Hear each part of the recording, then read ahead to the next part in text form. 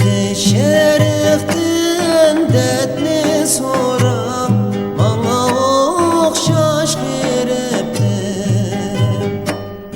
Giriplikta bu koşakni koştum ben, Kızıl gülüm, ben sizge köygelliktim. Pizmanımız uzun tarımni boylap, kömlini içip, balıklar suda oynap. Akşam olsa tulğunup yatalmayman, Kızıl gülüm, ben sizni tola oylap.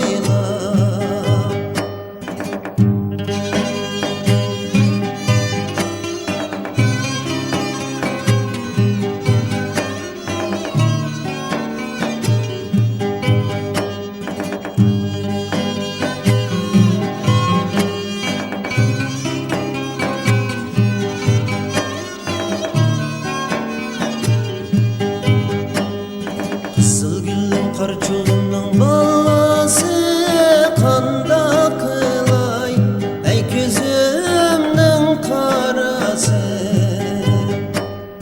Kanat yasap çoparsam kaşımda, sakıyattı bu yüreknin yarası.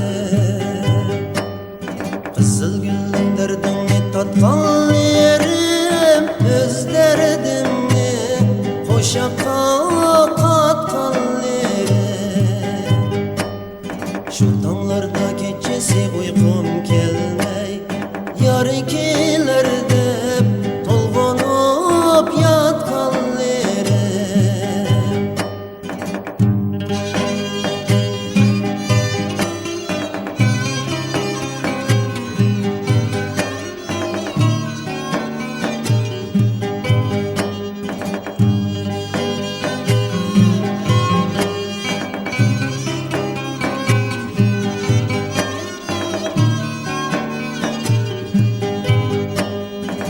Darığa koşkarını bağlısın, aşık meşuk micazini çağlısın.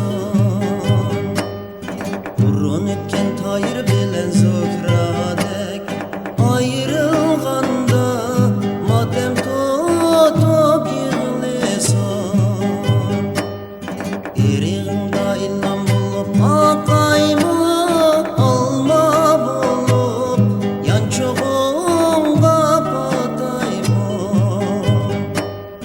3 gün boldu çırayını aşmaysan, hapa bulsam bu şerinden gideyim.